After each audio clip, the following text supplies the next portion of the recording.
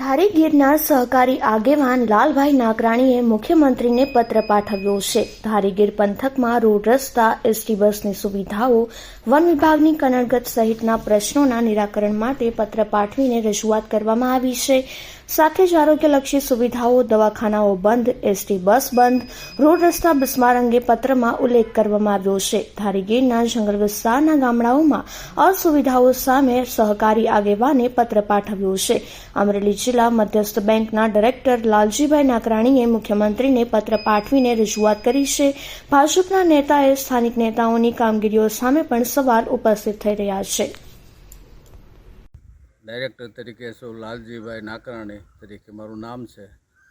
મુખ્યમંત્રી સાહેબને મારે લેટર લખવાની ફરજ એટલા માટે પડી કે અવારનવાર અધિકારીઓને પ્રશ્નો મારા જે હતા અવારનવાર રજૂઆત કરવા છતાં અમલમાં ન થઈ, એટલે મજબૂરીથી મારે સાહેબને લેટર લખવો પડ્યો. અને જે રોડના પ્રશ્નો છે, જીઈબીના પ્રશ્નો છે, એસટીના પ્રશ્નો છે, આરોગ્યને લગતા પ્રશ્નો છે, એવા ઘણા ફોરેસ્ટ ડિપાર્ટમેન્ટના પણ પ્રશ્નો છે, એ ઉકેલતા જ નથી. એટલે મુદ્દા વાઇઝ મેં સાહેબને લેટર લખ્યો છે. જે અમલ થાય તે સરકારમાં, અને બીજું તો કાંઈ કહેવાનું રહેતું નથી. પણ આવી અપેક્ષા સ્થાનિક એમએલએ છે, સાંસદ છે, એને રજૂઆત કરીશ કે સંસદ કે પદાધિકારીઓ, હું વ્યક્તિગત નામ નથી આપતો, પણ અવારનવાર મારી રજૂઆતો ઘણા ટાઈમથી પેન્ડિંગ, અને ગામ લોકોનો અવાજ હું જે બોલું છું એ જ છે, અવાજ બીજો નથી. દરેક વ્યક્તિ પીડાય છે. દાખલા તરીકે જીઈબીનો પ્રશ્ન લ્યો તો જીઈબી 66 કેવી અમારી નજીકમાં આવેલું છે, પણ એ ખેડૂતોને નાનો પ્રશ્ન એ છે કે ડીઓ ગયો હોય તો ડીઓ બાંધવા માટે 66 કેવીથી જાણ કરે, ધારી જાણ કરે, અધિકારી હેલ્પરને જાણ કરે, હેલ્પર એના કામમાં બીજી હોય તો પાવર 4 થી 5 કલાક મોડો મળે, જેથી દિવસનો પાવર જે મળવો જોઈએ એ રાતનો મળે. તો પોઝિશન તો એ નહીં રહે. જે સરકારે જે ઉદ્દેશથી ખેડૂતોને જે પાવર આપવાનું કીધું તેનો ઉદ્દેશ રહેતો જ નથી. રોડ રસ્તા તમે એમ કહો છો બંધ થઈ ગયા છે, એ ક્યાં રોડ રસ્તા ક્યાંના લાગુ પડે?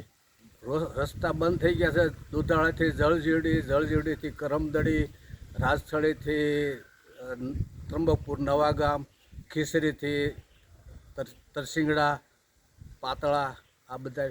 ને પાતળાનો પ્રશ્ન એવો છે કે વચ્ચે થોડોક વિભાગ એવો છે રોડનો કે જે ફોરેસ્ટ ડિપાર્ટમેન્ટમાં આવે છે. ફોરેસ્ટ ડિપાર્ટમેન્ટવાળા રોડ નથી કરવા દેતા, જેથી કરીને અમારે અંતર ઘટી જાય ખાંભાનું. એવા અનેક પ્રશ્નો. કયા સમયમાં એ રસ્તા બંધ થયા છે? કયા સમયમાં પહેલાં ચાલુ હતા? લગભગ 10-12 વર્ષ થઈ ગયા. 10-12 વર્ષથી આ રસ્તા બંધ છે. અને તમે આ એસટી બસનું કહો છો, એ ચાલુ કરાવવા માટે ક્યારે રજૂઆત કરી? બસમાં લખી નિગમવાળાને લખ્યું, પદાધિકારીઓને લખ્યું કે ભાઈ આ જે જૂના જે બસો જે મળતી, લોકો ઘડિયાળના ટાઈમે મેળવતા એવી પરફેક્ટ બસો હાલતી, જેથી કરીને વિદ્યાર્થીઓને અમરેલી કોલેજે ભણવા જવામાં સુવિધા હતી, દર્દીઓની સુવિધા હતી, સાંજના 5 વાગે રિટર્ન મળતી, અને ફૂલ બસ જતી. એ પણ સુવિધા છીનવાઈ ગઈ. એ પછી ગાંધીનગર ટુ તુલસીશ્યામ બસ સેમી લક્ઝરી ચાલતી, હિંમતનગર ચાલતી, બધા રૂટ કાપી નાખ્યા. સીએમ સાહેબને ક્યારે પત્ર લખ્યો? કોઈ જવાબ આવ્યો છે પાછો? ના, હજી તો હમણાં જ લખ્યો, 2 દિવસ થયા. જી, 2 દિવસ જ થયા છે. એટલે અપેક્ષા છે કે આટલા પ્રશ્નોમાંથી કાંઈક તો થોડુંક તો નિવારણ આવશે. દવાખાના જે હતા એ પણ બંધ થઈ ગયા. આજુબાજુના નાના ગામડા અને નેસડાવાળાને બિચારાને કાંઈક તકલીફ હોય નાની મોટી તો એને ધારી જવું પડે. પહેલાં હતું તો બંધ કરવામાં આવ્યું. કયા કારણોસર બંધ કરવામાં આવે આપણને સમજણ બહારની વાત છે. ઓકે. હાજી.